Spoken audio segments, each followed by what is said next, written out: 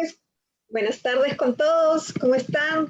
Bienvenidos a este webinar regional que nos convoca para celebrar el Día Internacional de la Diversidad Biológica, que se celebra todos los años, cada 22 de mayo. Nuestros países andino-amazónicos, como ya lo veíamos recientemente en el video, albergan una diversidad biológica y cultural inigualables, que proporcionan bienes y servicios ambientales clave a todos los que la habitamos. En el marco de esta celebración, la iniciativa regional Alianza por la Fauna Silvestre y los Bosques, financiada por la Unión Europea e implementada por Wildlife Conservation Society y World Wildlife Fund, desarrolla este webinar con el objetivo de dar a conocer experiencias y sobre todo propuestas de solución e iniciativas para conservar la biodiversidad en los países andino-amazónicos desde distintas perspectivas, desde la de gobierno, desde la empresa y de la sociedad civil. La mencionada alianza busca mejorar el involucramiento y la participación de la sociedad civil para fortalecer la aplicación y cumplimiento de la ley para combatir el tráfico de fauna silvestre y madera, así como la cooperación con y entre las autoridades de Bolivia, Ecuador, Colombia y Perú, y las dos fronteras trinacionales que comparten estos países con Brasil. Cuando hablamos de diversidad biológica, debemos entenderla no solo como la amplia variedad de plantas, animales y microorganismos existentes, sino también que el término incluye las diferencias genéticas que existen dentro de cada especie, así como la variedad de ecosistemas que albergan múltiples interacciones entre sus miembros, humanos, plantas, animales, y su entorno, agua, aire, suelo, etc. Es importante recordar que cada especie juega un rol biológico fundamental en los ecosistemas. Las especies que viven en los bosques dependen de los recursos que estos les proporcionan, y la salud de los bosques también depende de estas especies. Esa relación de interdependencia hace que el bienestar de la biodiversidad terrestre en el planeta dependa en gran medida del bienestar de los bosques. Nuestro bienestar como seres humanos depende de la conservación de este balance y es por eso que nuestra salud tiene una fuerte relación con la salud de nuestra biodiversidad. Es relevante también difundir a través de este webinar y otros espacios la importancia de hacer frente a las amenazas que ponen en riesgo la sobrevivencia de las especies silvestres. Entre ellas, como bien lo hemos visto en el video también, el tráfico de fauna silvestre y de madera. Y seguir promoviendo mecanismos de colaboración entre la sociedad civil y las agencias de gobierno, y así mejorar la aplicación de la ley, los sistemas de control y vigilancia, además de movilizar compromisos desde todos los sectores para abordar la problemática de la pérdida de biodiversidad. Lamentablemente, en plena pandemia, por ejemplo, entre los meses de julio a diciembre del 2020, ni el encierro, el confinamiento, ni las restricciones que los diversos gobiernos han impuesto por el COVID-19 han parado el tráfico de vida silvestre. Hemos visto 280 noticias en promedio sobre decomisos de fauna silvestre en países como Ecuador, Colombia, Bolivia, Perú. Por otro lado, el tráfico de madera en los países andino-amazónicos está poniendo en riesgo a valiosas especies de árboles como la caoba, el cedro, el chihuahuaco o cumaru, entre otras. Esta breve introducción que acabo de hacer para seguir celebrando el Día Internacional de la Diversidad Biológica me permite iniciar este webinar, importantísimo, con la presentación de Maripol Nubil. Maripol es agregada de Cooperación y Desarrollo de la Delegación de la Unión Europea en Perú, quien nos dará las palabras de bienvenida. Adelante, Maripol, por favor. Muy buenas tardes a todos y todas. Muchísimas gracias por su invitación. Es un honor para mí poder representar a la Unión Europea en este evento. Como lo mencionó Rosa, las Naciones Unidas decidieron proclamar la celebración del Día Internacional de la Diversidad Biológica cada 22 de mayo. Y este año el eslogan es soy parte de la solución. Y es importante eso, que somos parte de la solución. Y de hecho es la continuación a la campaña de 2020. Nuestras soluciones están en la naturaleza promovida por el Convenio sobre la Diversidad. De hecho, el año pasado, al mismo tiempo, la Unión Europea publicó su estrategia sobre diversidad hacia 2020. La estrategia, de hecho, se llama Reintegrar la naturaleza en nuestras vidas. Los seres humanos formamos parte de esta red de seres vivos y dependemos completamente de ella. La naturaleza es tan importante para nuestro bienestar físico y mental como para la capacidad de nuestra sociedad de hacer frente al cambio global, a las amenazas para la salud y las catástrofes. Necesitamos que la naturaleza esté presente en nuestras vidas. Ya lo hemos visto, la reciente pandemia de COVID-19 hace que la necesidad de proteger y recuperar la naturaleza sea aún más urgente. La pandemia está haciendo que aumente la toma de conciencia acerca de los vínculos entre nuestra propia salud y la salud de los ecosistemas. El riesgo de aparición y propagación de enfermedades infecciosas aumenta a medida que destruimos la naturaleza. A mayor diversidad biológica, mayor resiliencia. Proteger y recuperar la biodiversidad y el buen funcionamiento de los ecosistemas son fundamentales para reforzar nuestra resiliencia y prevenir la aparición y propagación de enfermedades en el futuro. Ya lo sabemos, si la diversidad biológica tiene un problema, la humanidad tiene un problema. Proteger y recuperar la biodiversidad es la única manera de enfrentar, es la única manera de preservar la calidad y la continuidad de la vida en la Tierra. Para la Unión Europea, para Europa, la crisis de la COVID-19, tras esta crisis, invertir en la protección y la recuperación de la naturaleza es fundamental. El Pacto Verde Europeo, que es la estrategia de crecimiento de la Unión Europea, es un marco claro y sirve de guía para la recuperación económica y para garantizar que la economía esté al servicio de las personas y la sociedad y devuelva a la naturaleza más de lo que le quita. Pacto Verde Europeo establece un plan de acción para impulsar el uso eficiente de los recursos mediante el paso a una economía limpia y circular, para reducir la contaminación y para restaurar la biodiversidad. La protección de la biodiversidad está totalmente justificada desde el punto de vista económico también. La industria, las empresas dependen de genes, especies, servicios ecosistémicos como insumo crítico para la producción, en particular de medicamentos. Y lo sabemos, la conservación de la biodiversidad puede generar beneficios económicos directos para muchos sectores. Más de la mitad del Producto Interior Bruto mundial depende de la naturaleza y de los servicios que ésta presta. La biodiversidad es fundamental para salvaguardar también la seguridad alimentaria en el mundo. La pérdida de biodiversidad es una amenaza para nuestros sistemas alimentarios y pone en peligro la seguridad alimentaria. A pesar de este imperativo moral, económico y medioambiental, la naturaleza se encuentra en estado de crisis. Muchos son los riesgos, los factores directos de la pérdida de biodiversidad. Rosa mencionó algunos, los cambios en los usos de suelo y del mar, la sobreexplotación, el cambio climático, la contaminación, las especies exóticas invasoras que provocan rápida desaparición de la naturaleza. En las últimas 4 décadas, la población mundial de especies silvestres se ha reducido en un 60% como consecuencia de la actividad humana. Casi 3/4 partes de la superficie de la Tierra se ha visto alterada.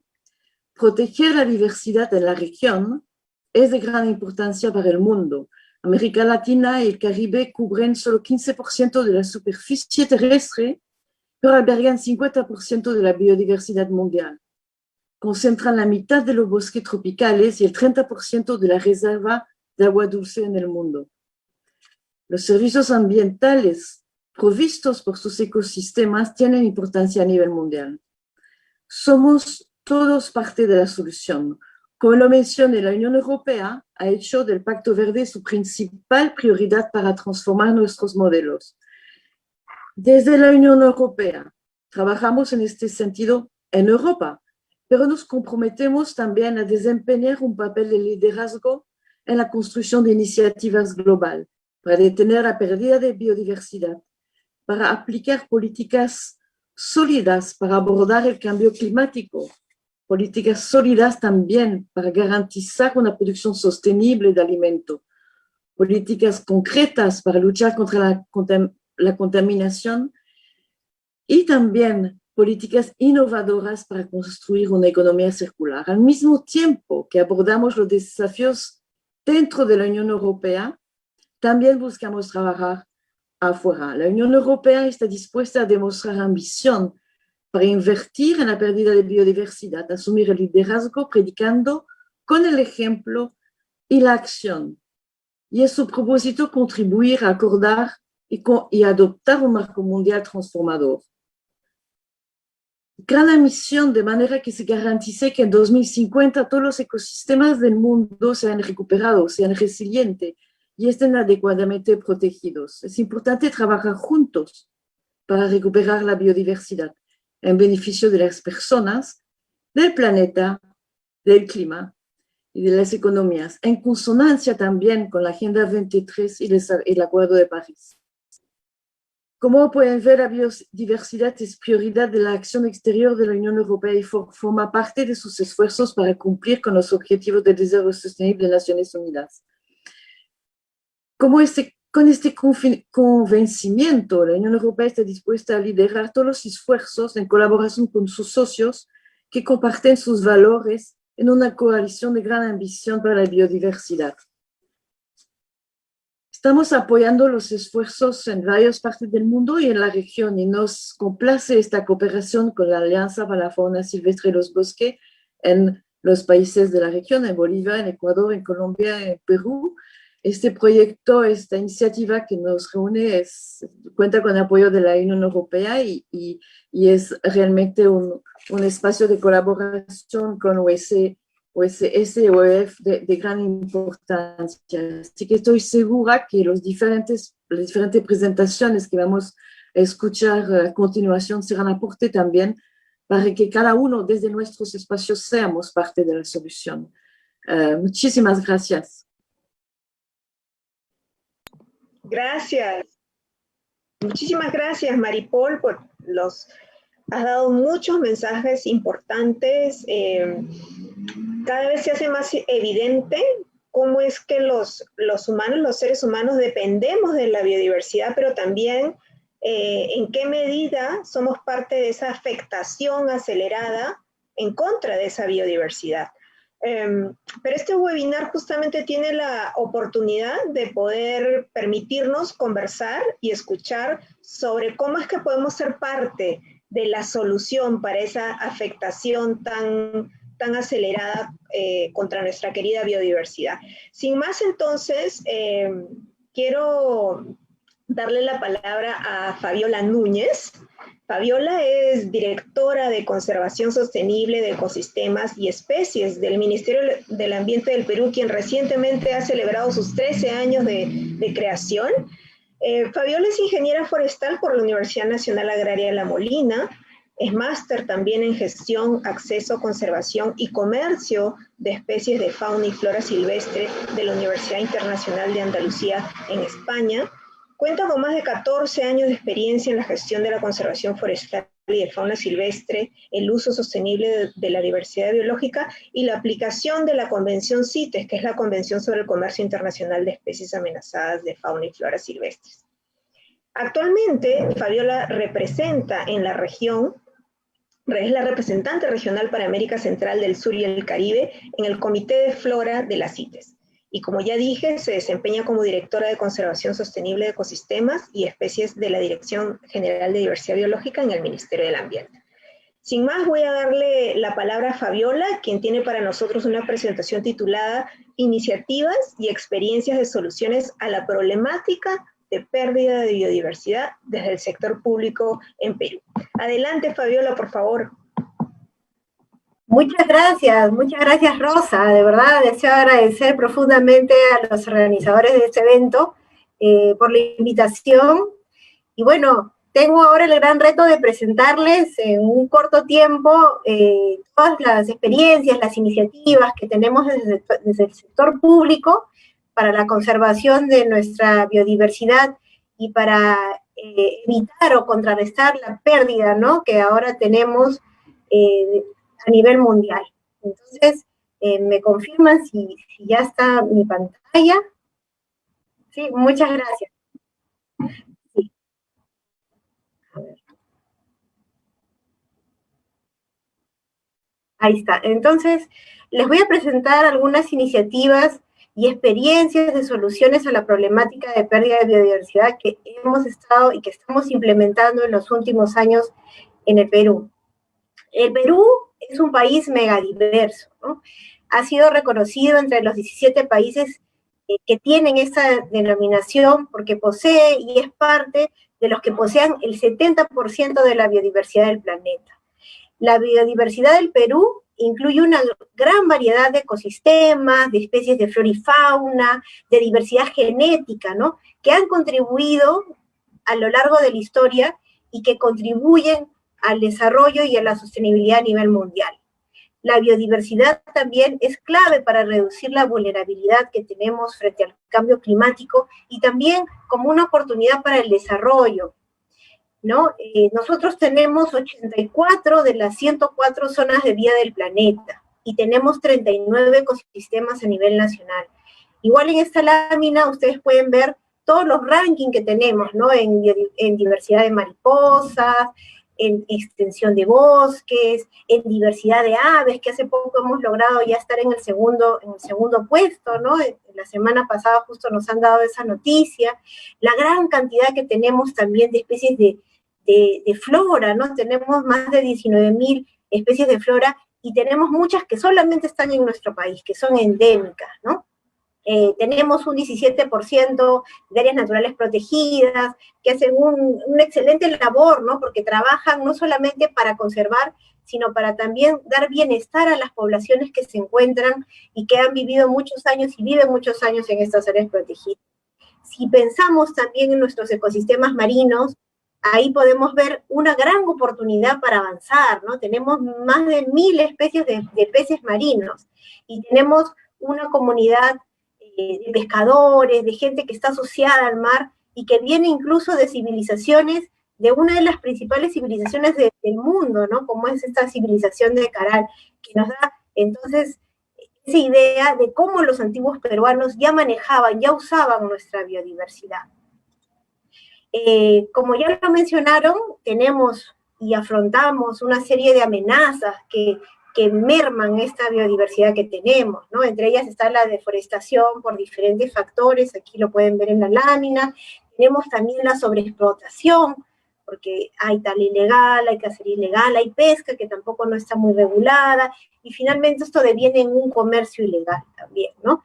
Y sin duda la contaminación es algo que vemos, ¿no?, que a veces es muy el tema de la lucha contra el plástico, de tratar de cambiar, porque todo esto, por ejemplo, si vemos aquí en estas imágenes de contaminación, esto influye mucho en qué es lo que nosotros consumimos, en cómo nosotros también hacemos, o de repente regresamos a costumbres que teníamos antes, ¿no?, en tener nuestra bolsa ya no de plástico, sino nuestra bolsa de tela, cosas que realmente podemos y que está en nuestras manos también poder revertir, ¿no? Entonces ahora los enfoques de conservación podemos decir que han cambiado, ¿no? Van mucho más allá de las ANPs. Ahora vemos, o de las áreas naturales protegidas, ¿no? Vemos ahora protección de paisajes, vemos una gestión de especies migratorias, de procesos ecológicos y de conectividad. También vemos que la mejor opción es ir hacia una conservación productiva, ¿no?, hacia un uso sostenible, considerando un manejo adaptativo, no lo tenemos que conocer todo para poder tomar decisiones, ¿no? Tener un enfoque ecosistémico integral, tener también una gobernanza participativa, que la propia gente que está más cerca al recurso sea la que tome también y sea partícipe de estas decisiones, tener también esta necesidad de conservar nuestra biodiversidad, porque sabemos que somos un país vulnerable frente al cambio climático, ¿no? La población local, sin duda, debe ser la principal aliada y lo será si es que recibe beneficios, y este concepto, ¿no?, de una salud, de que todos somos parte de la naturaleza y que la biodiversidad y la conservación de nuestro ambiente es fundamental para nuestro bienestar.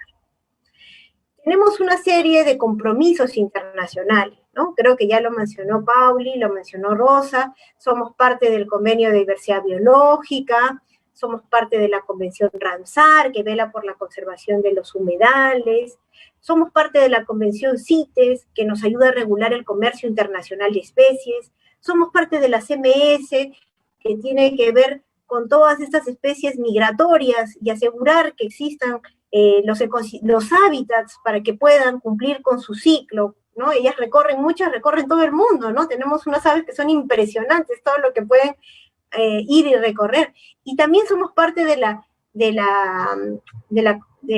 Comisión de la Convención sobre el Cambio Climático, que también en el cambio climático podemos ver de manera transversal, ¿no?, cómo la biodiversidad nos ayuda a poder hacer frente a estos desafíos que se nos vienen por el cambio de temperatura, ¿no? Y también al impacto que tiene, por ejemplo, la pérdida de bosques a los gases de efecto invernadero, o si no también el tema de las turberas, de la conservación de estos ecosistemas, ¿no?, de humedales conocidos como turberas que depositan una gran cantidad de carbono y que también tenemos que conservar, ¿no?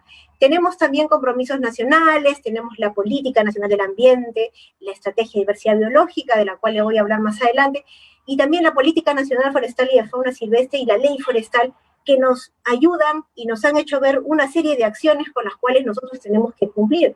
El Perú también tiene el anhelo, la ambición de poder ser parte de la OECD, ¿no? Y en este análisis ambiental que se hizo hace ya algunos años, se vio que teníamos que incrementar estos esfuerzos para mejorar, para actualizar y para gestionar el conocimiento científico sobre los ecosistemas y especies, ¿no? Si vemos un poco la Estrategia de Diversidad Biológica del 2021, ahí tenemos 6 objetivos y 13 metas nacionales. Aquí nomás, en esta lámina, ustedes pueden ver estos 6 objetivos. Sin duda abarcan todo lo que necesitamos para poder sacar adelante y conservar nuestra biodiversidad, ¿no? El primero, que tiene una serie de acciones para mejorar el estado de la biodiversidad y mantener la integridad de los servicios ecosistémicos, incrementar la contribución de la biodiversidad al desarrollo nacional, reducir las presiones para la diversidad biológica y sus procesos ecosistémicos. Otro objetivo que tiene que ver con fortalecer las capacidades de los 3 niveles de gobierno para la gestión sostenible de la biodiversidad, mejorar las tecnologías también para el uso sostenible, eso es muy importante, y fortalecer la cooperación y la participación de todos los sectores de la población para una gobernanza que nos ayude a la conservación de la biodiversidad. Esto sin duda lo podemos conseguir si tenemos una mirada intersectorial, ¿no?, entre los ministerios y autoridades subnacionales, multinivel, porque esto no solo se resuelve a nivel nacional, sino tiene que aterrizar a nivel regional y local, y multiactor, porque son una gran diversidad de actores los que participan, ¿no? Pueblos indígenas, sector privado, mujeres, entre otros actores que nos tienen que ayudar y que nos están ayudando a poder implementar esta estrategia de diversidad biológica.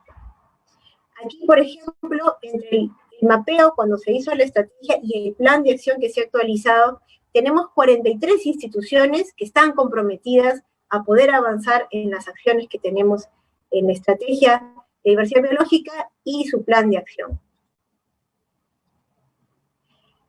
En la meta 2, ya un poco aterrizando en las acciones, en qué es lo que estamos haciendo, ¿no? Más, de manera más como ejemplos, les quería mostrar que en la meta 2, por ejemplo, tenemos el avanzar a contar con planes nacionales de conservación de especies amenazadas. Tenemos una meta de que a finales de este año vamos a tener 15 planes de conservación elaborados e implementados, ¿no? Entonces, desde el 2014, ustedes pueden ver aquí, hemos ido trabajando de manera conjunta, articulada, por ejemplo, con CERFOR, con PRODUCE, con los gobiernos regionales que están vinculados, también con organizaciones, ¿no? Organizaciones civiles, ONGs, que nos han ayudado a poder avanzar hacia estos planes de conservación. El día de hoy yo les puedo decir, solamente nos falta culminar con 3 planes de conservación para alcanzar nuestra meta. Y los planes de conservación, sin duda, son una pieza clave. ¿Por qué? Porque si pensamos en especies amenazadas, nos ayudan a poder identificar cuáles son esas necesidades, ¿no? Y esas prioridades de conservación. Nos ayudan porque son un instrumento que nos permite la articulación y definición de compromisos entre diversos actores. Nos posibilita monitorear los avances, porque al final todo esto queda aterrizado en una matriz ya con acciones, con responsables, ¿no? Y también sensibilizar sobre la importancia de conservación de las especies y su rol en los ecosistemas. Después, para todo esto, es importante contar con instrumentos que nos permitan canalizar la inversión pública para conservar la biodiversidad. Y en eso también hemos estado trabajando con el MEF, en contar con lineamientos de política para la inversión pública, lineamientos para formulación de proyectos de inversión en diversidad biológica y servicios ecosistémicos. Tenemos brechas también identificadas que tienen que ver, por ejemplo, con la conservación o las especies que requieren de recuperación. Entonces, esto nos ayuda a que luego de tener un plan de acción podamos contar con proyectos de inversión que nos ayuden a la implementación, por ejemplo, ¿no? Igual también hay lineamientos que ayudan a la recuperación y a la conservación de ecosistemas. También tenemos un programa presupuestal enfocado en la conservación y uso sostenible de la provisión de servicios ecosistémicos. Esto lo que nos ayuda es que a nivel nacional podamos articular tanto con los gobiernos regionales, con los gobiernos provinciales y gobiernos locales, acciones que nos ayuden a este resultado específico y común que tenemos, ¿no? Que es la conservación de las áreas con ecosistemas proveedores de servicios. Ahí, por ejemplo, tenemos un primer producto que tiene que ver con conservación y uso sostenible de hectáreas de ecosistemas para asegurar provisión sostenible de servicios ecosistémicos. Tenemos un producto 2 que tiene que ver con la recuperación de hectáreas de ecosistemas para mejorar también esta provisión de servicios. Y un producto 3 que tiene que ver con la fiscalización. Entidades supervisadas y fiscalizadas en el cumplimiento de los compromisos y la legislación ambiental.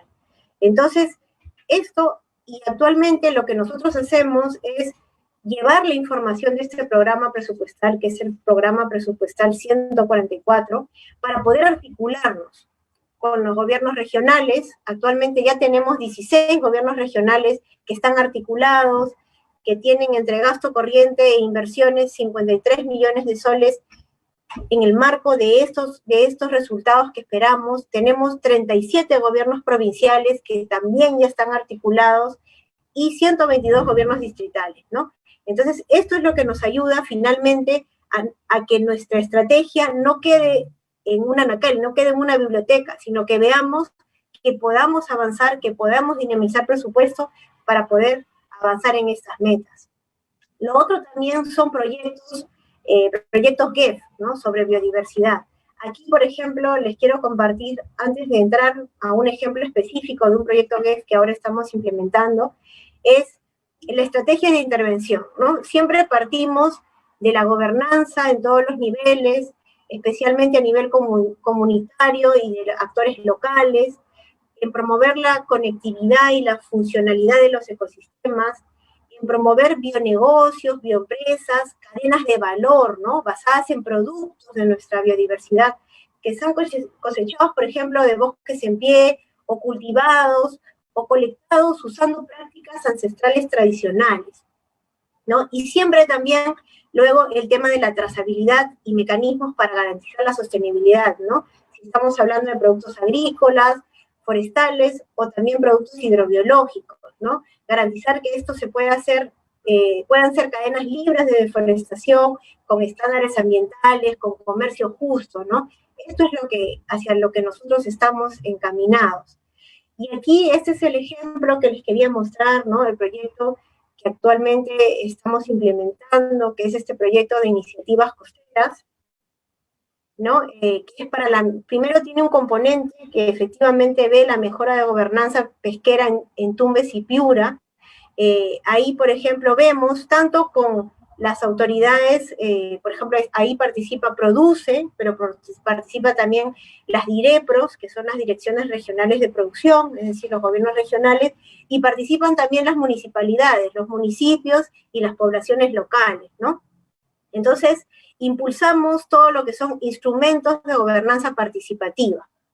Sistemas, por ejemplo, de manejo comunitario y monitoreo del Santuario Nacional Manglares de Tumbes. Tenemos mesas técnicas que nos ayudan a tener estos espacios de diálogo y concertación para buscar soluciones sostenibles. También propiciamos investigación participativa. Este es un ejemplo, por ejemplo, el trabajo que se hace con concha negra, que todos disfrutamos en nuestros ceviches, pero que a veces, si no se respeta la veda, caemos, ¿no?, en esta depredación del recurso. También vemos el tema de fortalecimiento de capacidades, con sistemas digitales para control y vigilancia de la gestión y de la administración pesquera, planes de desarrollo en Tumbes también para pesca artesanal, para acuicultura, ¿no? Apoyamos en que se elaboren proyectos de inversión pública, estudios especializados también en áreas de conservación ambiental, como en el ACA Birrilá. También vemos algunos pilotos viendo el tema de contaminación también para el manejo de residuos sólidos, para la instalación de señaléticas en lugares que tienen un potencial turístico, ¿no? Y que podemos en eso también involucrar a la población local, las campañas de veda, que también son muy importantes y que vemos ahí. Y bueno, como un instrumento, por ejemplo, para saber cómo vamos, cómo está la salud del océano, estamos también avanzando hacia este índice de salud de los océanos, ¿no? Que también tiene como objetivo poder tener estos indicadores nacionales para saber cómo se encuentra el ecosistema, ¿no? Y la educación ambiental, que es la base, ¿no?, para poder avanzar, para que los chicos, la gente, sepa la importancia y tengan mucho más en claro que nosotros estos conceptos, ¿no? Estos conceptos como los que mencionó Mario Pauli, y que son vitales, ¿no? El no sentirnos que nosotros estamos aquí y la naturaleza está por allá, no, nosotros somos parte de esa naturaleza, y eso es lo que, solamente pensando en un uso sostenible, en el potencial que tenemos, es que realmente todo esto va a tener un verdadero valor, ¿no? Entonces, bueno, ya cerrando, comentarles y decirles que está en nuestro escudo, nuestra gran riqueza, ¿no?, nuestra flora y fauna, nuestra gran biodiversidad, es parte de nuestro ADN, pero queremos que esté en nuestra mente y que sea parte vital de nuestra gestión. Muchísimas gracias. Gracias, Rosa. Gracias. Gracias, Fabi. Qué lindo nuestra bandera. La bandera del Perú está en nuestro escudo, nuestra biodiversidad siempre lo estuvo, recordémoslo siempre. Muchísimas gracias por tu exposición, interesantísima. Y quiero aprovechar para comentar, en este momento tenemos 80 personas conectadas en Facebook, leo aquí 60 en YouTube, muchísimas gracias. Y entonces nos pueden dejar sus preguntas en el chat de YouTube y Facebook, las preguntas que vayan saliendo a lo largo de las exposiciones, porque al final vamos a interactuar con los expositores y les vamos a exponer sus preguntas y vamos a obtener también sus interesantes respuestas. Entonces, a continuación, yo quiero dar el pase a nuestra segunda presentación, la presentación de nuestro amigo Nelson Kroll. Nelson es gerente regional de la empresa Maderacre, Sociedad Anónima Cerrada. Nelson es ingeniero forestal con más de 20 años de experiencia en el manejo de bosques naturales tropicales y es responsable de la gestión de una de las unidades de manejo forestal más grandes del Perú, con más de 220.000 hectáreas ubicadas en la Amazonía sureste de nuestro país. Operación que ha sido certificada bajo los estándares del FSC, Forest Stewardship Council, en enero del 2007. Y es esta misma organización la que en el 2019 otorgó la acreditación de servicios ecosistémicos, justamente por la conservación de la diversidad y el secuestro de carbono a Maderacre, empresa en la que Nelson se desempeña como gerente regional. Maderacre ocupa el puesto 9 del ranking Spot de sostenibilidad y transparencia a nivel mundial, contribuyendo así desde el sector privado en la conservación de los bosques tropicales, la mitigación del cambio climático y el desarrollo local. Nelson tiene una presentación que se llama ¿Cómo mantener el equilibrio en las especies maderables? Adelante, Nelson, por favor.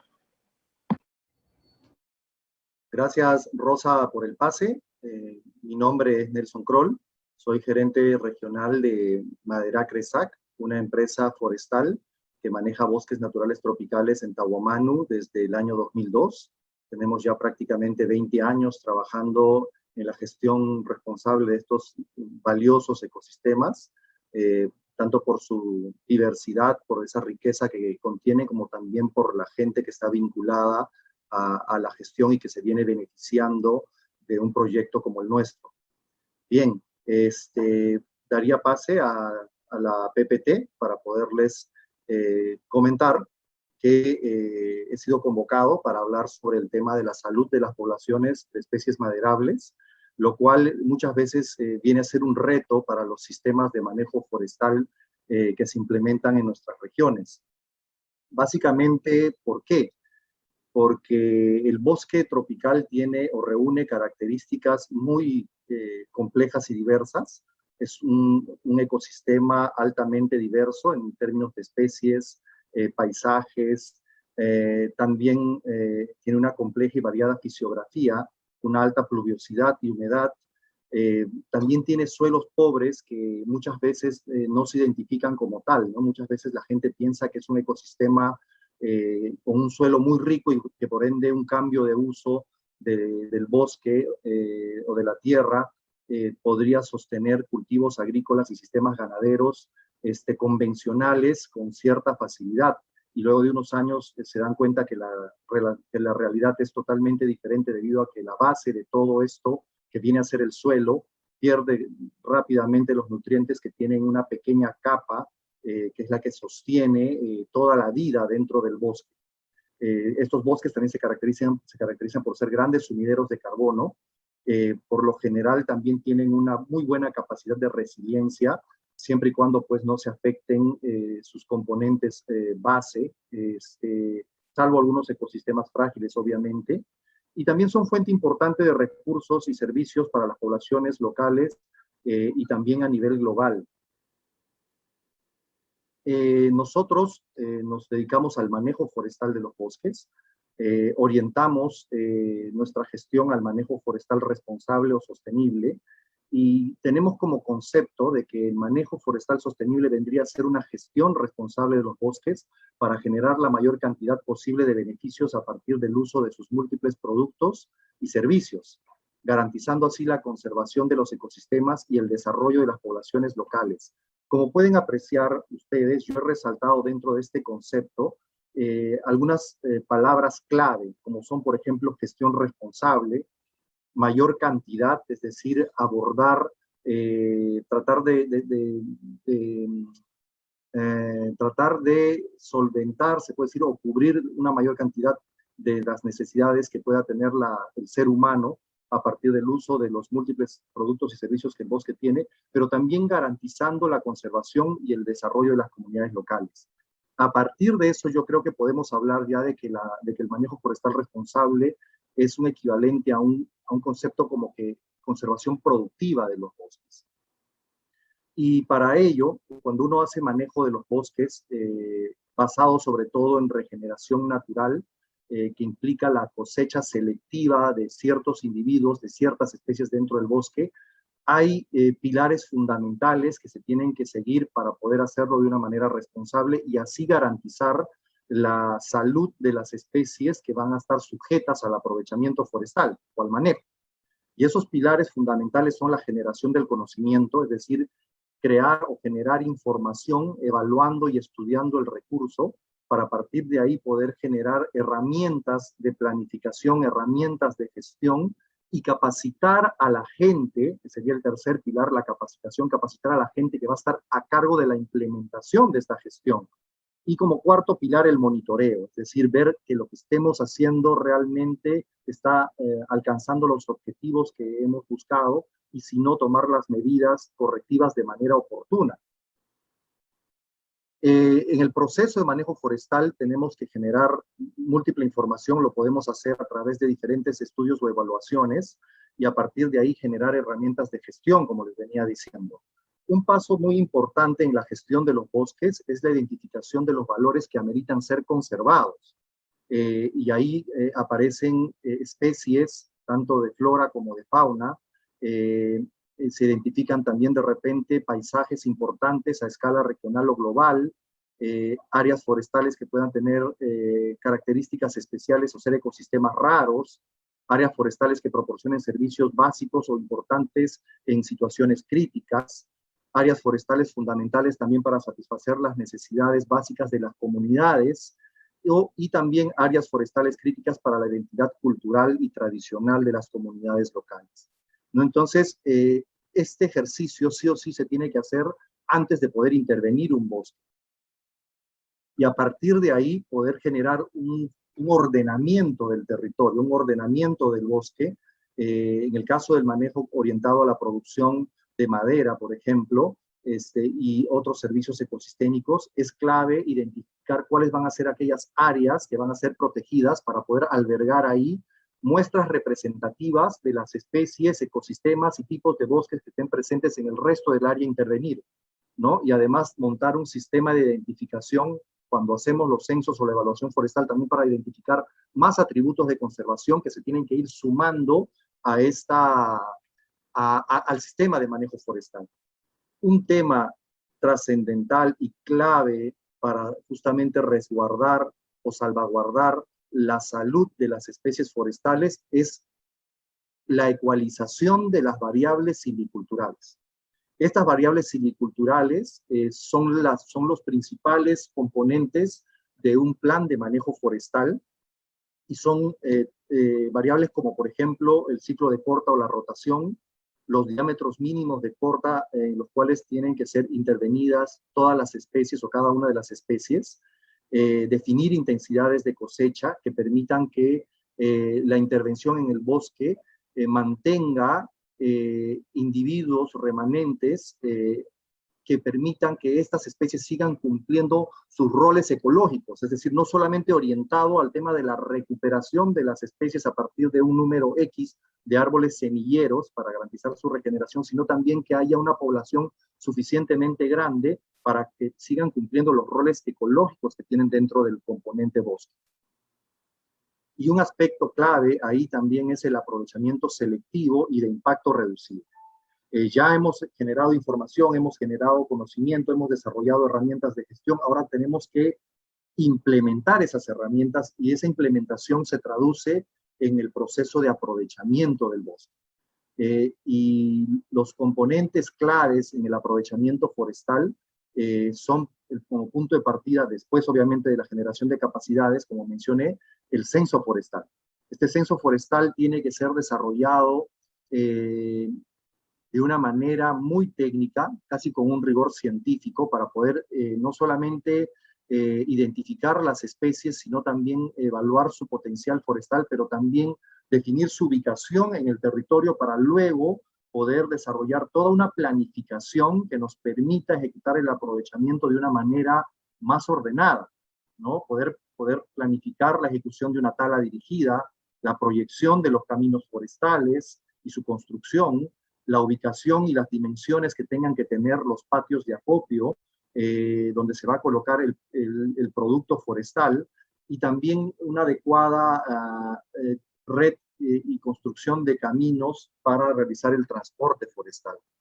Estas son las actividades que más impacto causan en una operación forestal y por ende tienen que seguir todo un proceso previo de planificación y de proyección en el terreno antes de su ejecución. Desarrollar, dependiendo obviamente de la escala, yo acá les hablo, por ejemplo, una escala a nivel industrial, pero hay diferentes escalas para la gestión de los bosques. Existen comunidades que pueden lograr también este tipo de avances, se puede decir, en las técnicas o metodologías que se implementan, pero también podemos tener herramientas más sencillas y más básicas para lograr una adecuada gestión de los bosques y salvaguardar la salud de las especies que se intervienen. Otro aspecto muy importante hasta aquí hemos hablado, por ejemplo, de lo que nosotros hacemos para la gestión del bosque, los que manejan el bosque, lo que hacen los que manejan el bosque. Pero también tenemos que cuidar las poblaciones de las especies de los agentes externos, y ahí es clave que se desarrolle y se implemente un sistema de custodia y vigilancia efectivo, sólido, ¿no? Que te permita salvaguardar la unidad de manejo forestal y todo el patrimonio forestal que eso alberga. Y otro componente clave, que sería el cuarto pilar del manejo forestal, es el tema del monitoreo, ¿no? Debemos monitorear los impactos que nuestra operación causa en términos de áreas degradadas, la pérdida de cobertura vegetal, la afectación a las poblaciones de las especies aprovechadas, evaluar también la afectación a los altos valores de conservación, la consistencia de la información de la producción y la trazabilidad en el proceso de manejo forestal, así como también el crecimiento de las especies de interés para poder de esa forma tomar medidas correctivas en las herramientas de gestión, evaluar la dinámica del bosque, cómo se está regenerando, recuperándose después de la intervención forestal, y también la capacidad de regeneración natural del mismo. Esto como resultado nos va a traer, por ejemplo, beneficios como el freno de la tala ilegal y de la deforestación, tener una red de miles de árboles semilleros que van a garantizar la regeneración de los bosques, así como el resto de la población remanente de cada una de estas especies que van a estar cumpliendo sus roles ecológicos, mantener también la capacidad de resiliencia de los bosques. Aquí, por ejemplo, podemos aprovechar unas curvas de especies, de un grupo de especies que ha sido intervenida en un bosque y cómo es la curva de un bosque no intervenido, y podemos ver claramente cómo se dispara la regeneración de estas especies intervenidas después de la ejecución del aprovechamiento forestal responsable, sostenible, ¿no? Otro aspecto importante, lograríamos también la conservación de los suelos y del agua, que son claves para sostener todos estos ecosistemas, la articulación con áreas naturales protegidas y territorios de indígenas, incluso indígenas en aislamiento voluntario, mantener los sumideros de carbono, y lo que justamente nos agrupa o nos junta el día de hoy, que es básicamente la conservación de la biodiversidad en estos bosques manejados responsablemente.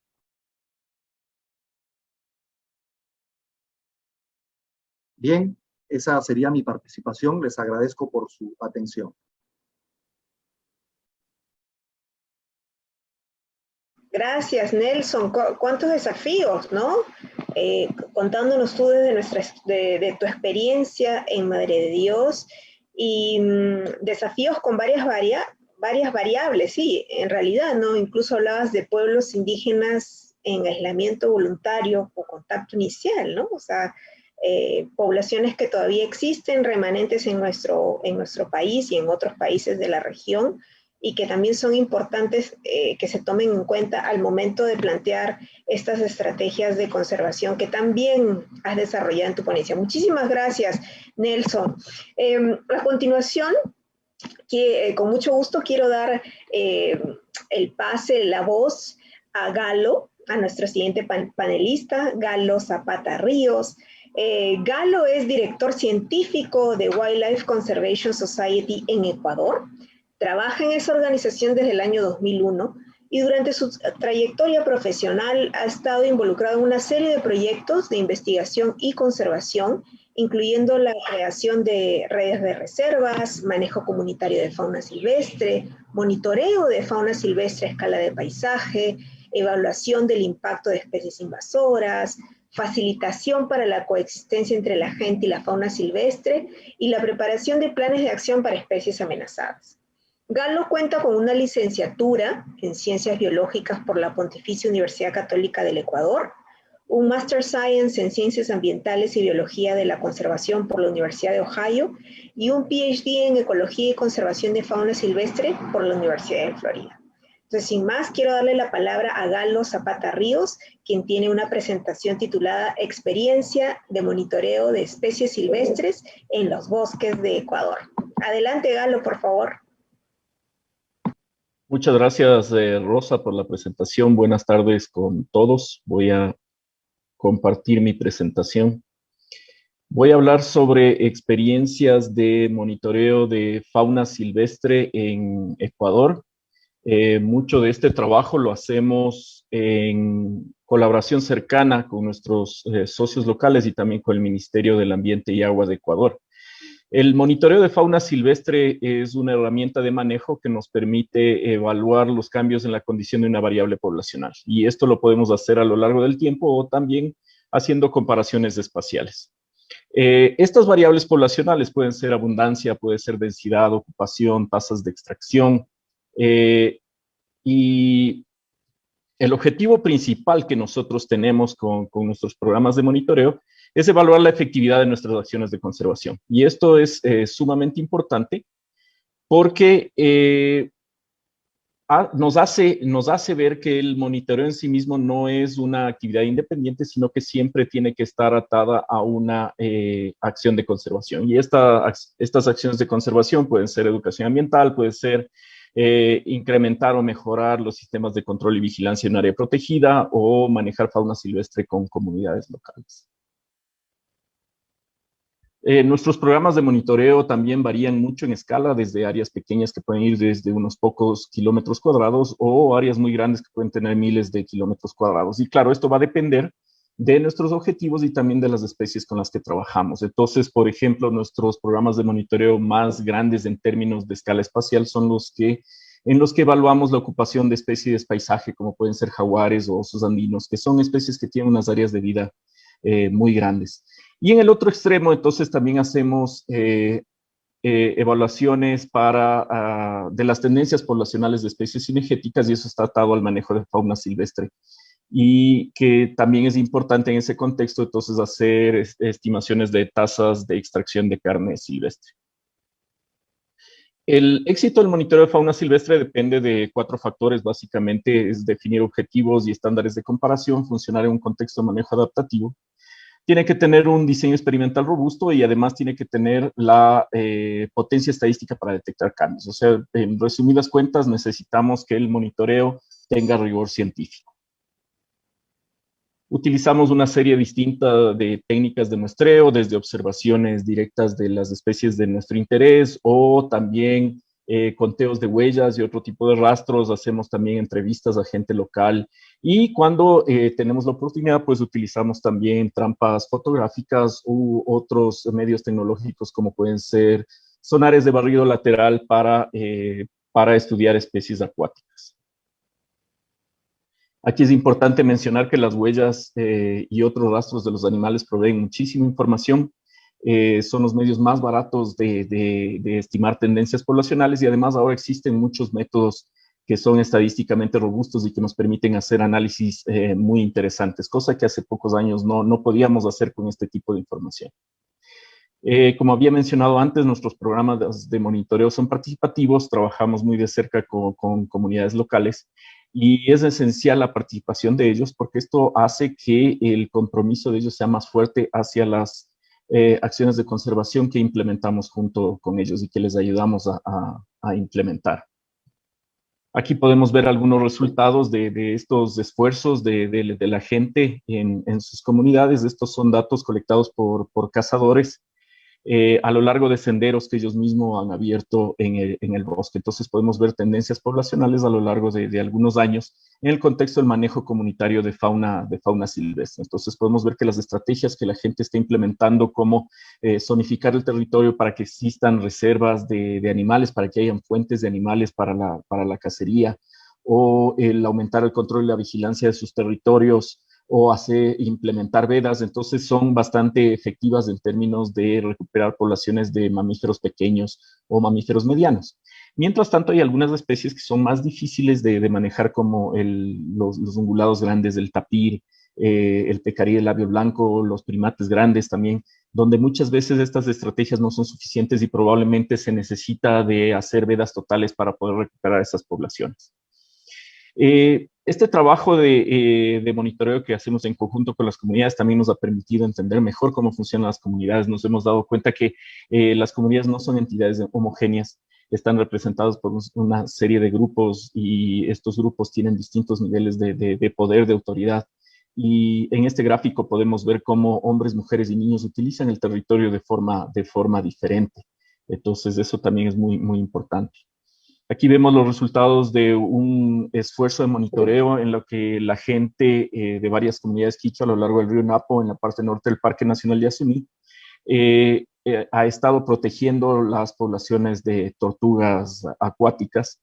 Y como resultado de esto, entonces, ellos también se han hecho cargo de este monitoreo a lo largo del río Napo, del río Tiputini, y vemos que ha tenido un efecto positivo en la recuperación de las poblaciones de tortugas acuáticas.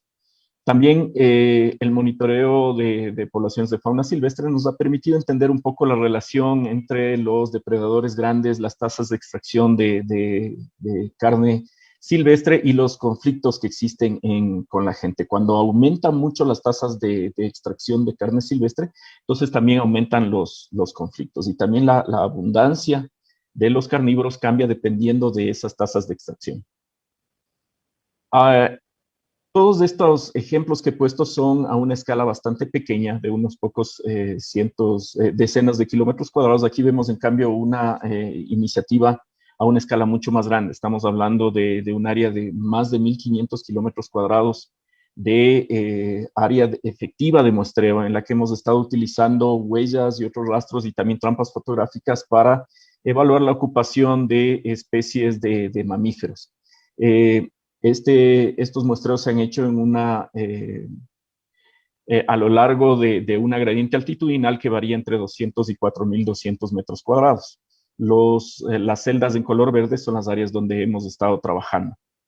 Aquí pueden ver los resultados de los modelos de ocupación. Podemos ver que hay una relación muy cercana entre la ocupación de estas especies, como el oso andino, el jaguar, el mono chorongo, el puma, el pecarí del labio blanco, y las actividades humanas. Entonces, básicamente el mensaje es: mientras más gente hay o más cerca de la gente hay, entonces menos de estos animales vamos a encontrar.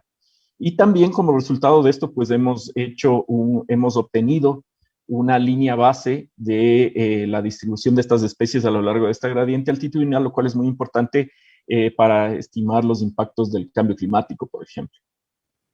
También hemos estudiado los impactos de las carreteras, la accesibilidad y la cacería comercial, y podemos ver que dependiendo del manejo que tiene cada carretera en términos del control de acceso, cómo varían la cantidad de fauna silvestre que podemos encontrar. Entonces tenemos un sitio de control que está alejado de las carreteras, tenemos una carretera en la que no hay ningún control, tenemos la vía Maxus, que es la que aparece en la mitad del mapa, donde hay un control de la colonización externa, pero no se ha podido eliminar del todo la cacería comercial. Entonces hay diferencias enormes que varían entre 84 kilogramos por kilómetro cuadrado de biomasa y 4.380 kilogramos por kilómetro cuadrado.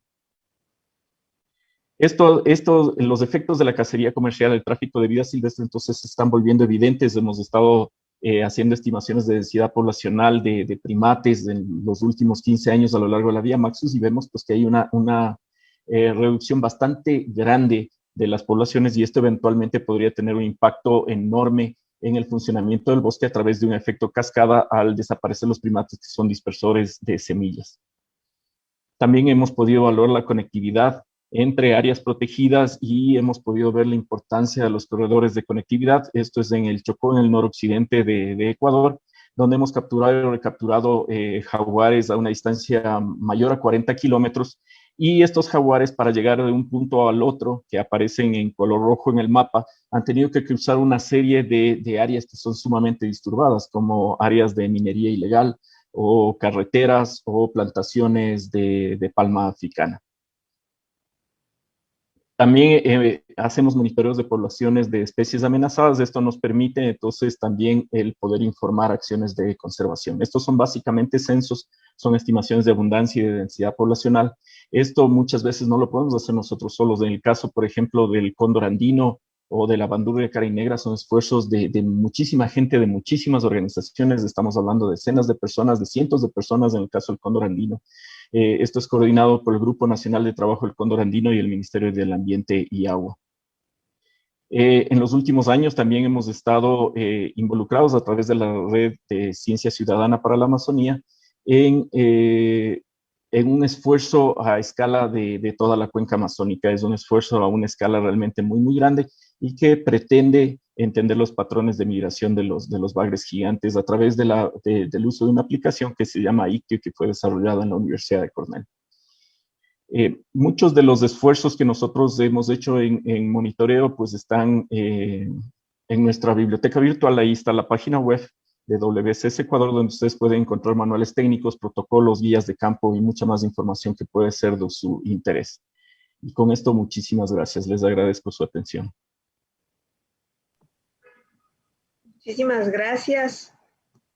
Gracias. Muchísimas gracias, Galo, por tu interesante exposición y por hacernos conocer cuánta información nos falta descubrir a nivel de especie en nuestros territorios amazónicos, ¿no? Que son por demás complejos, países como Ecuador o los que abarca esta iniciativa, Alianza por los Bosques y la Fauna de Unión Europea, nos desafían a enfrentar, ¿no? Muchísimas gracias, Galo, por eso, y quiero dar a continuación la palabra a Rob Wallace.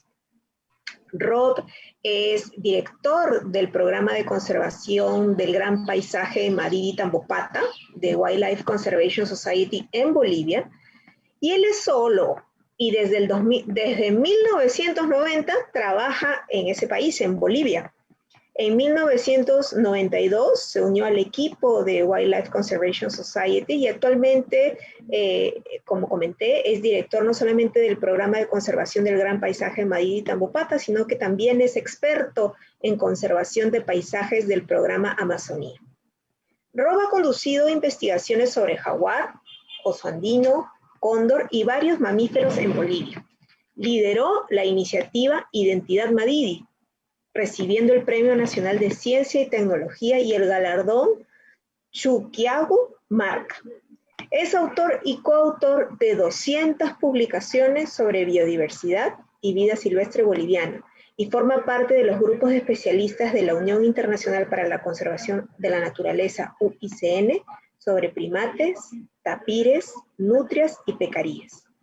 En el 2019 fue galardonado una vez más con el premio Kenton Miller de UICN en reconocimiento a la innovación en la gestión de las áreas naturales protegidas. Entonces, por todas estas razones, con mucho orgullo presentamos a Rob Wallace con el título de Planes de Acción para la Conservación de Especies Emblemáticas en Bolivia. Adelante, Rob. Muchísimas gracias, Rosa, y bueno, pues muchísimas gracias por la oportunidad a este espacio interesante, a la Alianza. Y bueno, pues voy a compartir mi pantalla.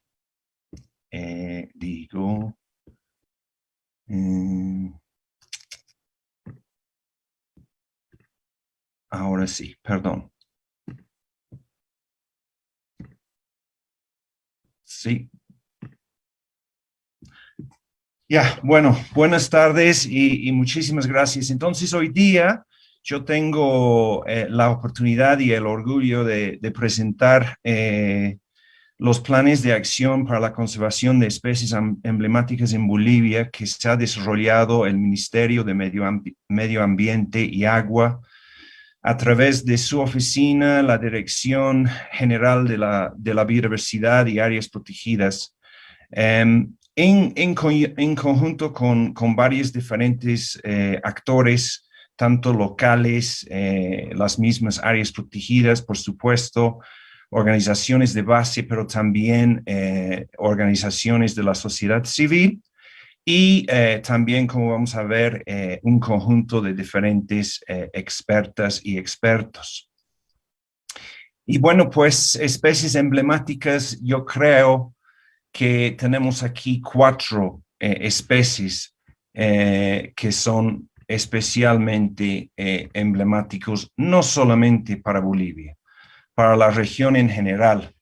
Entonces, aquí tenemos el símbolo mismo de los Andes, que es el cóndor andino, también el símbolo de la Amazonía, el jaguar, el jucumari, como conocemos aquí, o el oso andino o oso de anteojos, que básicamente es el animal más carismático y emblemático de los bosques nublados y montanos de los Andes tropicales. Y ya del mundo acuático, un mamífero muy especial, una especie endémica a la alta cuenca del río Madera, y particularmente de Bolivia, que es el bufeo, la especie Inia boliviensis, que por supuesto tiene su hermano en mucho más de la cuenca amazónica. Entonces, realmente son 4 especies. Y estos planes de acción, al final voy a compartir un diapositiva donde pueden bajar del sitio del ministerio mismo, pero han sido justamente desarrollados en los últimos años, como vamos a ver, y publicados al final del año pasado. Perdón, aquí está. Entonces, no solamente son especies emblemáticos, son especies, el Galo ha mencionado, que el jaguar y el oso, pero también el cóndor andino y también el bufeo, son lo que nosotros llamamos especies paisaje. ¿Por qué? Porque necesitan grandes espacios.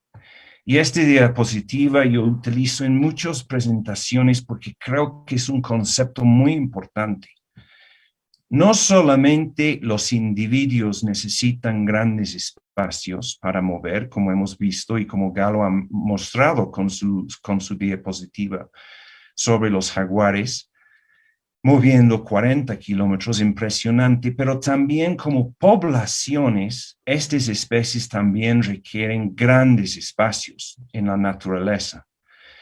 Naturalmente, sin pensar en ninguna amenaza, ellos son especies típicamente con densidades poblacionales muy bajas, ¿no? Entonces, si nosotros pensemos, yo estoy aquí, por ejemplo, en La Paz, y en conjunto La Paz y su ciudad hermana, El Alto, cubren un área de más o menos 350 kilómetros cuadrados.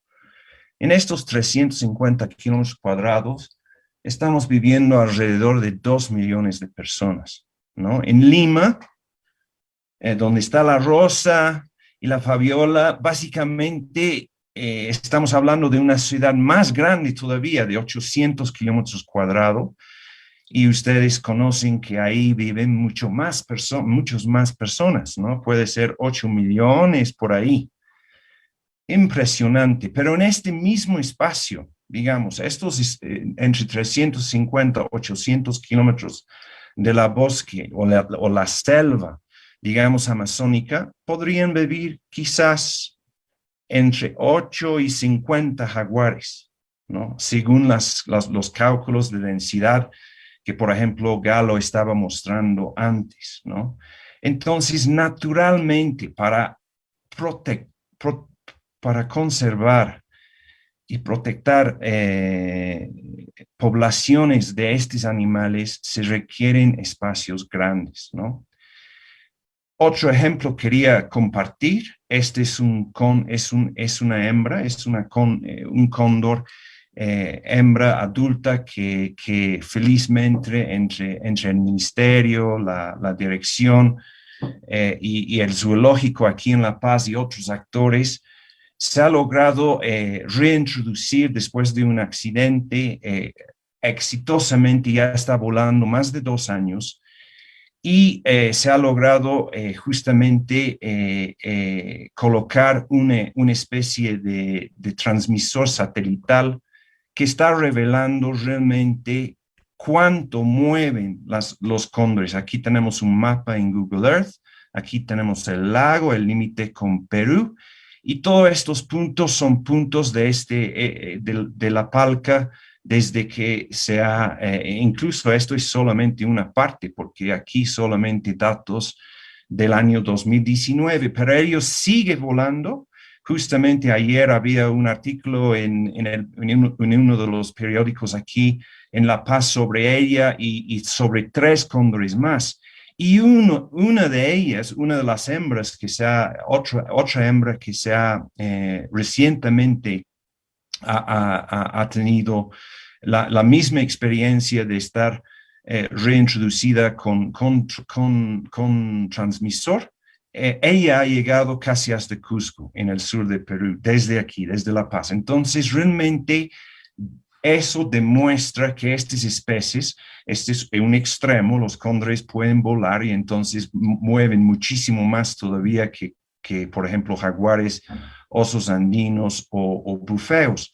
Pero ellos también mueven grandes espacios y los cóndores realmente es un ejemplo de una especie que requiere no solamente planes de acciones nacionales, como vamos a ver, pero incluso esfuerzos internacionales. Y eso es muy importante ahorita porque justamente, ¿por qué necesitamos estos planes de acción para especies específicas? Porque ellos también a veces están enfrentando amenazas muy específicas hacia ellos, ¿no? En el caso de los cóndores, por ejemplo, recientemente han habido, en este año, en febrero, un lamentable caso en el sur de Bolivia, en Tarija, de varios cóndores que se han muerto por ser envenenados accidentalmente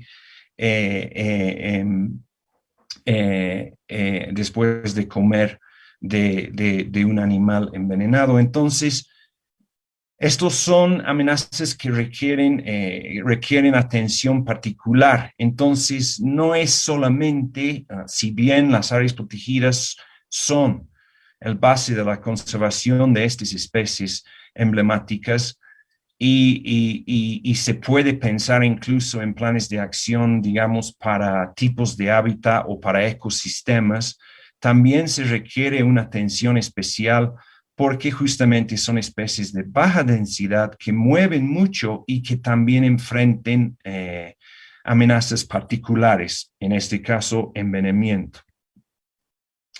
Entonces, el plan de acción ha sido un proceso que ha tomado unos 2 o 3 años a través de un grupo de expertos sobre cóndor andino que se ha formado, digamos, no oficialmente, y se ha trabajado y luego en conjunto con el ministerio se ha enmarcado estos esfuerzos y los análisis que se ha realizado en una estructura estándar para justamente presentar las acciones. Por supuesto, el liderazgo fue por el ministerio, pero es importante también mencionar la participación de varias diferentes instituciones, como pueden ver abajo con los logos, incluyendo en este caso, por ejemplo, el Museo Nacional de Historia Natural, un grupo dedicado a las aves rapaces de Bolivia, nosotros como WCS y el mismo zoológico en este caso. Y se ha identificado, no voy a entrar en detalle para cada plan porque pueden bajarlos y sería una presentación de mucho más de 10 minutos, pero básicamente las amenazas para esta especie es el envenenamiento que ya he mencionado, la caza furtiva, pérdida de hábitat, uso folclórico en algunos casos, preocupación sobre la reducción de caroña y posible, digamos, competición con perros asilvestrados y posibles amenazas hacia el futuro como la intoxicación o colisiones con, por ejemplo, instalaciones de electricidad o campos de energía a través del viento. Las líneas estratégicas de acción en este plan tienen que ver con básicamente 3 campos: investigación, conservación y manejo por un lado, la normativa y institucionalidad por otro lado, y la gestión y movilización del conocimiento, ¿no? Y en cada uno de estos planes se entran en mucho más detalle sobre los diferentes, digamos, acciones que están siendo priorizados por los expertos y por supuesto, el ministerio. Lo mismo para el bufeo, ¿no? En este caso había un taller en 2017. En este caso había una versión de este plan de acción anterior para el periodo de 2012 y 2016, entonces eso ya es una actualización.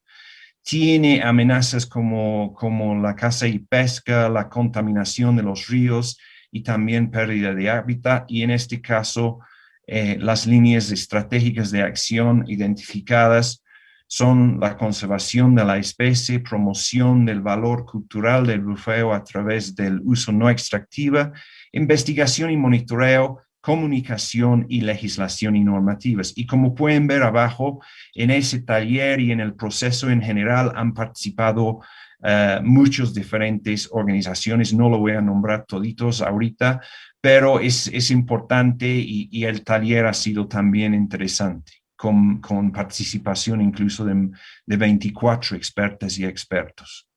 Aquí tenemos un ejemplo de estos talleres. Este es un taller que se realizó en septiembre de 2017, un taller para justamente desarrollar el contenido para los planes de acción del oso andino y del jaguar. Se realizó un taller con la participación de los diferentes expertos y expertas, pero también con participación de diferentes grupos y actores locales como guardaparques, algunas organizaciones de base, etcétera, etcétera.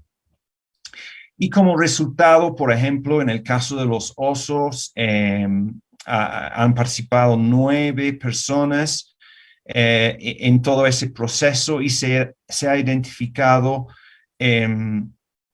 pérdida de hábitat, cambio climático, que digamos que son muy generales para la biodiversidad en general, pero también otra vez algunos problemas específicos hacia la especie, como por ejemplo cacería por conflictos entre el oso y por ejemplo, el tema de ganadería o agricultura incluso en los Andes, y tráfico ilegal. Y en este caso, otra vez, 3 líneas estratégicas que tienen que ver con la normativa, todo el tema de gestión de conocimiento y por supuesto, conservación, manejo y aprovechamiento sostenible. Y aquí quería mencionar, aquí esto es básicamente el tema de jaguar, el tema de una amenaza muy particular que tiene el jaguar, que es el tráfico, ¿no? Y bueno, pues muy, muy importante para el espacio donde estamos ahora. Esta especie realmente necesita esfuerzos particulares porque es una de las especies que realmente está sufriendo a través de una comercialización ilegal de sus partes, en este caso, sus colmillos particularmente, pero no exclusivamente, y hacia un nuevo mercado básicamente con vínculos muy fuertes hacia Asia, ¿no? Entonces, es otro ejemplo de por qué necesitamos estos planes de acción, que realmente es un gran avance. En el caso del jaguar, del oso y del cóndor, son los primeros versiones de planes de acción específicas para estas especies que son tan importantes simbólicamente para Bolivia y para la región, ¿no? En este caso, en el taller habían participación de 20 expertos.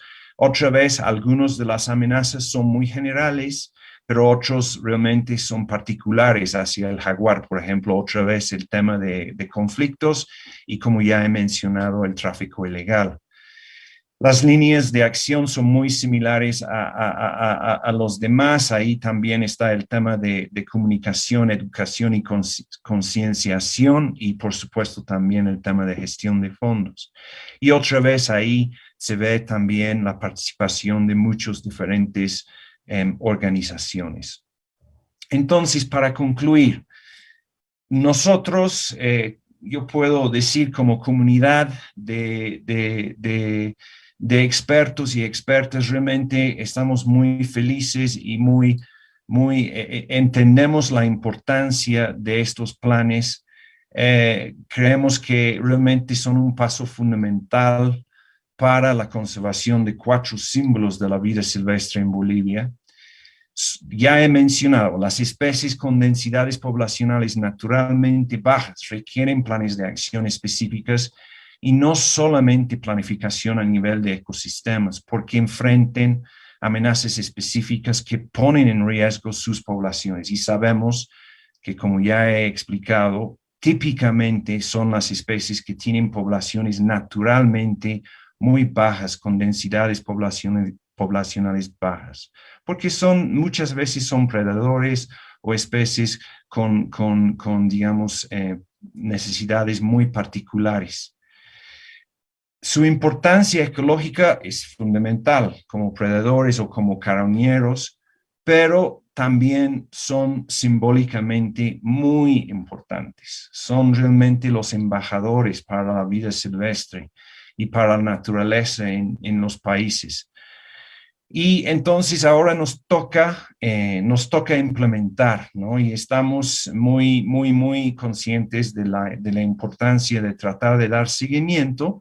En este marco, el Ministerio del Medio Ambiente y Agua y la Dirección General de Biodiversidad y Áreas Protegidas han promovido, por ejemplo, un espacio muy interesante que se llama la Alianza para la Conservación y Protección del Jaguar, que estamos reuniendo más o menos cada mes, cada 2 meses, para justamente asegurar una coordinación y colaboración más fuerte entre los diferentes actores, tanto del lado gubernamental como también del lado de la sociedad civil. Y de manera similar estamos justamente en discusiones con el Ministerio sobre la posibilidad de formalizar el grupo de trabajo para la conservación del cóndor andino también, ¿no? Y creo que podría ser un mecanismo muy interesante para explorar para las otras especies como el oso, como el bufeo. Seguramente hay otras especies que merecen y requieren planes de acción. Yo sé que, por ejemplo, el Ministerio en este momento está trabajando con un grupo en un evento paralelo a eso ahorita. Creo que están discutiendo y continuando el proceso para justamente tener un plan de acción para, por ejemplo, las tortugas de agua dulce de Bolivia y las tortugas y petas, como decimos aquí. Pero yo creo que aquí también para la audiencia que quisieran saber cómo pueden aportar, bueno, una forma muy fácil es justamente visitando un área protegida nacional. Y bueno, pues algunos de ellos son muy lejos, pero muchas veces hay ejemplos de áreas protegidas nacionales muy cerca de las ciudades. Ciertamente aquí en Bolivia, este es el caso para la mayoría de las ciudades y yo creo que esto es un caso también relevante para los demás países presentes. Entonces, con ese mensaje, muchísimas gracias por la oportunidad. Aquí están las direcciones en internet donde pueden bajar los documentos que van entre, si no me equivoco, entre 40 y 60 páginas cada uno de ellos y que tienen un detalle obviamente mucho más profundo. Pero muchísimas gracias por la oportunidad. Gracias.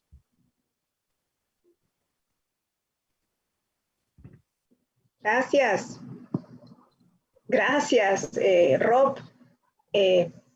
Increíble, es interesantísimo la cantidad de información que nos has dado y qué ejemplo tan concreto ese de la muerte incidental de los cóndores, no porque haya sido una amenaza directa a esas especies, a las 40 y tantas que murieron, sino de repente comieron carroña de pues un perro muerto por veneno. Entonces, nos ponemos a pensar un poquito en esas actividades individuales que nosotros como seres humanos podemos hacer y que tienen una incidencia directa también en estas especies que son embajadoras de la conservación en toda la cuenca andino-amazónica, ¿no? Entonces, gracias, me voy a quedar con tu mensaje de visitemos un área natural protegida, si es que tenemos que proponer qué acción concreta como individuos podemos hacer en pro de la conservación de la diversidad biológica. Y sin más, y ya manera también de ir cerrando este interesante webinar, tenemos una sección que le hemos llamado de preguntas y respuestas, y estas preguntas vienen directamente desde las redes sociales. Así es que voy a lanzar la primera pregunta para Fabiola Núñez, del Ministerio del Ambiente del Perú, y es esta que nos han formulado. ¿Para qué especies son los 3 planes de conservación que están por elaborar? ¿Y cuáles son las estrategias de implementación más efectivas que han identificado en los otros planes con los que ya cuenta el Ministerio del Ambiente? Adelante, Fabiola.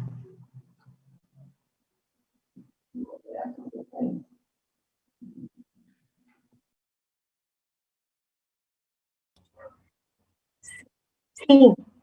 A ver, no sé por qué no puedo activar mi cámara. Un segundito.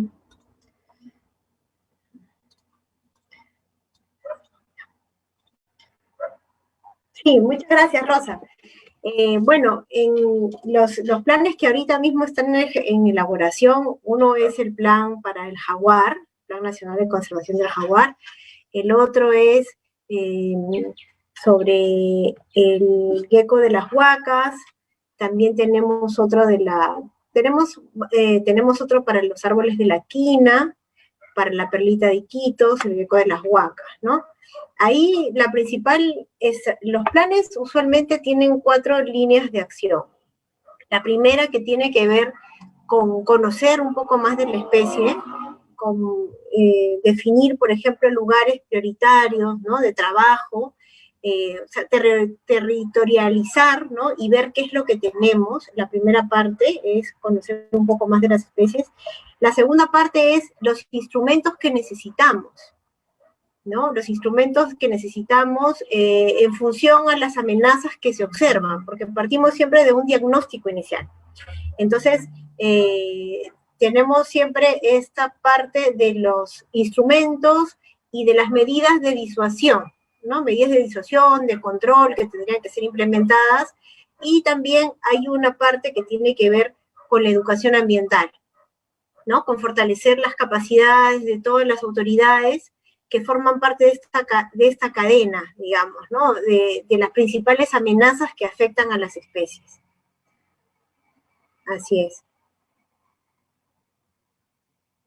Gracias, Fabi. Y la pregunta también era, ¿cuáles son las estrategias de implementación más efectivas que han identificado en los otros planes con los que ya cuenta el MINAM?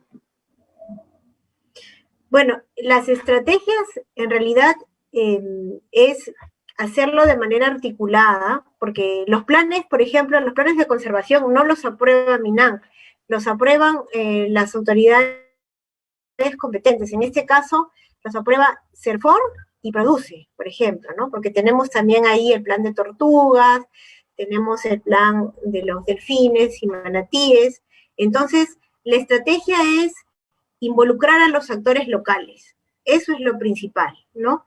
Y ayudar a la movilización de recursos a través de los instrumentos que yo les mencioné, ¿no? O de de que lo incorporen a su presupuesto por resultados, o sea, a su PPR, es decir, que sea parte de sus acciones operativas, o si no también que apuesten por la generación de proyectos que ayuden a poder canalizar todos los fondos que se necesitan para la implementación de un programa de conservación. Muchísimas gracias. Gracias, Fabiola, por las respuestas. Y tengo otra pregunta que aquí llegó para Galo, desde una pregunta de Aide mediante Facebook, que es la siguiente. ¿Qué ¿Qué recomendaciones, Galo, puedes dar a los docentes para conocer y apoyar acciones de conservación en la escuela? Muchas gracias por esa pregunta. Hay muchísimas cosas que podemos hacer como profesores desde la escuela. Cosas como crear jardines con plantas que atraigan abejas, por ejemplo, o atraigan colibríes. Esto es algo que mucho tiempo atrás hicimos con la escuela de mis hijos. Se pueden invitar científicos también para incentivar, para que den charlas e incentiven la ciencia, especialmente entre los más pequeños, los niños y las niñas. Se pueden hacer proyectos de huertas escolares, de reciclaje, de compostaje. Todo esto generan esos espacios para discutir sobre las amenazas que afectan a la biodiversidad en la actualidad y qué es lo que podemos hacer para reducir esas amenazas. Hay temas también muy importantes como la tenencia responsable de mascotas. Rob mencionó que una de las amenazas para el cóndor andino son los perros asilvestrados. Este problema se genera por el abandono de nuestras mascotas. Entonces es importante que los niños crezcan sabiendo que el tener una mascota es una responsabilidad súper grande. También existen iniciativas, por ejemplo, de ciencia ciudadana en la que se puede involucrar profesores, padres de familia, estudiantes, todos se pueden involucrar en una maratón naturalista, por ejemplo, a través del iNaturalist o en eventos de observación de aves a través del eBird. Entonces hay muchísimo que podemos hacer desde ese espacio de la escuela para el beneficio directo de los niños y los jóvenes. Gracias Galo. Pequeñas acciones, pero gran trascendencia en cada una de ellas, ¿no? Sobre todo para los niños que están ávidos de aprender y de ver cosas distintas, vivir otras experiencias, más aún después de lo que nos está pasando a raíz del COVID. Y tengo una pregunta más de Margarita en el YouTube para Rob. Y la pregunta es, ¿qué proyectos de trabajo promueven para la protección de especies, dado los conflictos que se presentan por la escasez de alimentos, pérdida de hábitat, con las comunidades rurales e indígenas? Bueno, es una buena pregunta. Muchas gracias, Margarita. Bueno, pues como WCS, como Rosa ha mencionado, yo estoy aquí trabajando en un espacio bastante grande en el norte de La Paz y también colindante con el sur de Perú en un paisaje transfronterizo. Y en realidad la gran mayoría del trabajo que tenemos, si bien hagamos esfuerzos de monitoreo de especies, como ha mencionado Galo, eso está vinculado, como también ha mencionado Galo, a acciones, ¿no? Y las acciones son justamente acciones en conjunto con las comunidades, particularmente las comunidades indígenas, pero no exclusivamente, en diferentes campos, ¿no? Entonces, con organizaciones indígenas de base estamos trabajando, apoyando sus esfuerzos de gestión territorial indígena, incluyendo planificación, pero también la operalización, de los mismos que muchas veces concentran en justamente el manejo sostenible de diferentes recursos naturales. Entonces, como institución estamos apoyando alrededor de 100 comunidades en este espacio, con muchos diferentes proyectos de manejo de recursos naturales que van desde recursos, digamos, de la agrobiodiversidad que ha mencionado la Fabiola, pero también recursos naturales del mismo bosque o de los otros hábitats, manejo de pesca, de diferentes temas como por ejemplo, podríamos hablar del cacao silvestre, que es un cacao que ha ganado premios internacionales por el manejo y por la calidad. También otros productos, como he mencionado, la agrobiodiversidad como café. Pero bueno, pues eso en realidad es la gran mayoría de lo que es el trabajo de conservación, es trabajar con la gente y por supuesto también con otros actores como los mismos funcionarios de las áreas protegidas, en acciones de fortalecimiento y capacitación y también de los gobiernos locales. Entonces, creo que eso es más o menos como decimos en inglés, los nuts and bolts o pan y mantequilla, se puede decir, de la conservación, ¿no? Eso es realmente en lo que ponemos mucho esfuerzo, pero también es muy importante no perder la visión de las necesidades particulares de las especies y también medir el impacto de estas acciones, como ha mencionado Galo en su presentación. Gracias. Gracias.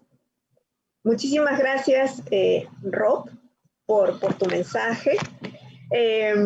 Nos quedan unos minutos para unos mensajes de reflexión de cada uno de nuestros panelistas y voy a dar el pase a Nelson Kroll con este mensaje. Adelante, Nelson.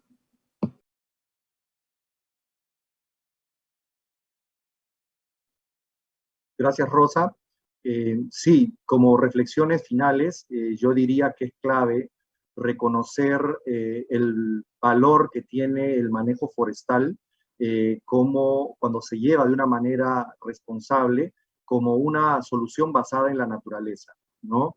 Es decir, tenemos una misión para poder satisfacer las necesidades de entornos a veces rurales que de repente no han logrado obtener un nivel de desarrollo convencional, se podría decir, pero que a veces para lograr eso termina impactándose de una manera seria a los ecosistemas forestales, a la biodiversidad en general.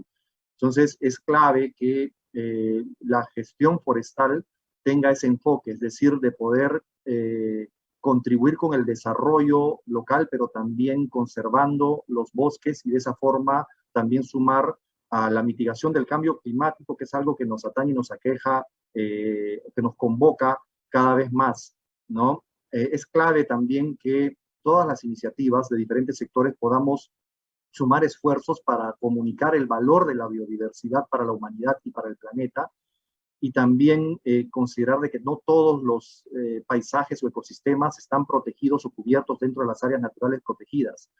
Una gran mayoría de estos paisajes o ecosistemas, sean acuáticos, terrestres, bosques, etcétera, están en espacios donde hay una interacción con el ser humano, donde el ser humano es parte de estos ecosistemas y utiliza estos ecosistemas. Por ende, yo diría que la evolución no es el proteccionismo, sino que la evolución es lograr que la actividad humana pueda seguir satisfaciendo sus necesidades, pero conservando estos paisajes, estos ecosistemas. Gracias.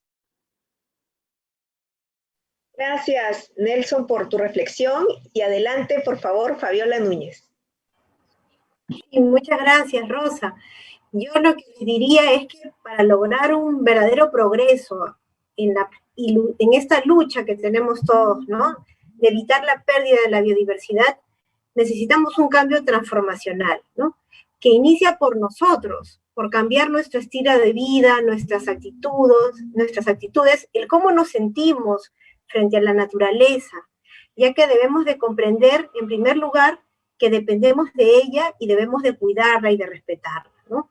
Debemos también de reconocer y apoyar el trabajo de las comunidades indígenas, de las comunidades campesinas, de las familias conservacionistas y de las asociaciones de pescadores artesanales que practican un sabio manejo ancestral de los recursos en armonía con la naturaleza y con una baja huella ambiental. Tenemos que consumir solo lo que necesitamos y dar prioridad a los productos que vienen de planes de manejo, ¿no?, de estos guardianes de nuestra biodiversidad, como una forma para poder promover también una mayor equidad en la distribución de los beneficios y como una estrategia efectiva de conservación. Recordemos que todos somos actores de cambio y somos parte de la solución. Muchas gracias. Gracias. Gracias, todos somos actores de cambio, efectivamente, Fabiola, eso debemos tenerlo claro y cada pequeña acción que hacemos impacta nuestro entorno. Adelante, Galo Zapata, desde Ecuador, con tu mensaje de reflexión. Bueno, es importante que tomemos en cuenta que el bienestar de las poblaciones humanas depende de la salud de los ecosistemas. La pandemia que estamos viviendo actualmente es el resultado del descuido que hemos demostrado durante mucho tiempo con respecto al cuidado de la naturaleza. Entonces, en este Día de la Biodiversidad no deberíamos olvidarnos que la salud humana está directamente conectada y es dependiente de la salud de los animales y de los ecosistemas naturales. Muchas gracias, Galo. Totalmente cierto lo que acabas y oportuno lo que acabas de decir a propósito de la pandemia que aún existe. Adelante, Rob, por favor. Gracias, Rosa. Bueno, yo creo que yo siempre quiero ser positivo, ¿no? Yo creo que tenemos que reconocer, como han mencionado Mari Paula al inicio, los valores increíbles de esta región, ¿no?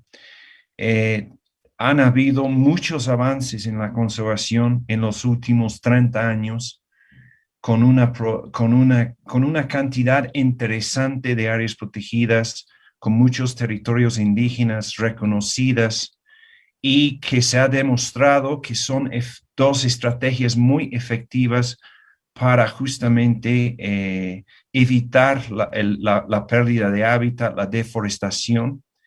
Y creo que tenemos que ver cómo nosotros podemos apoyar estos espacios, ¿no? Las áreas protegidas, ¿cómo podemos apoyar? Podemos apoyar visitándolos, podemos apoyar también a las comunidades que están dentro y alrededor de las áreas protegidas y también los territorios indígenas, pensando, como ha mencionado Fabiola, ¿qué consumimos? ¿No?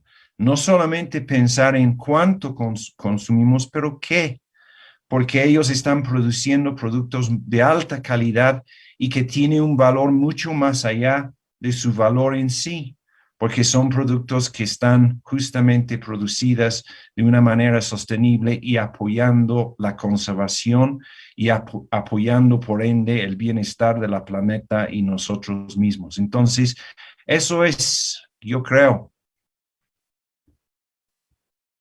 Muchas gracias. Gracias a ti, Rob. Y sí, nuestros productores nos necesitan, ¿no? Estamos viendo muchas campañas a nivel regional de apoyemos a nuestros productores nacionales con productos sanos, con productos nativos y apoyémoslos a no quebrar también. Es un mensaje muy importante. Finalmente voy a darle la palabra a Maripol Nubil de la Unión Europea para su mensaje de reflexión. Por favor, Maripol.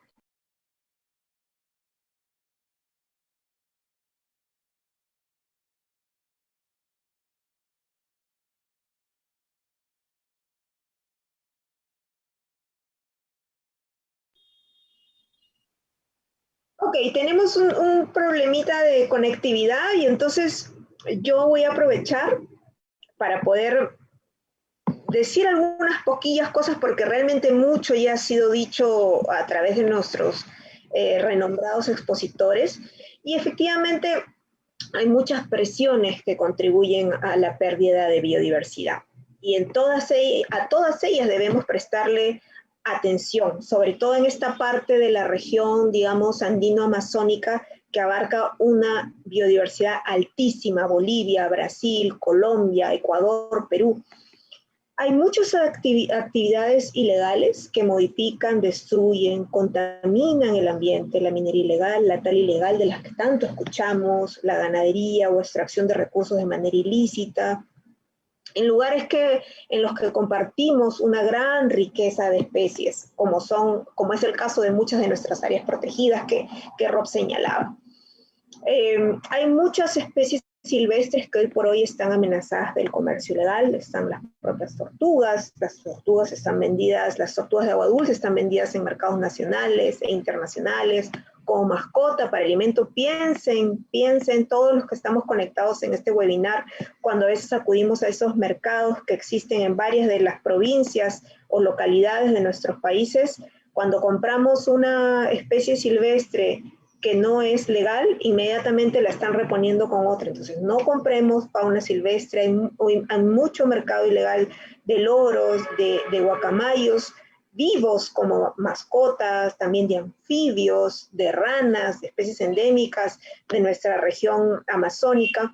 Y a partir del contexto de la pandemia del COVID-19, ya lo señalaba también Galo, nos queda cada vez más clara la relación tan estrecha entre la alteración del equilibrio de los ecosistemas y la aparición de futuras pandemias como la que hoy todavía no hemos logrado superar. El comercio ilegal o cualquier movimiento de vida silvestre que no aplique medidas ni controles sanitarios estrictos de acuerdo a la regulación existente nos puede generar y puede transmitir enfermedades gravísimas con impactos múltiples a distintos niveles: social, económico, de salud y etc.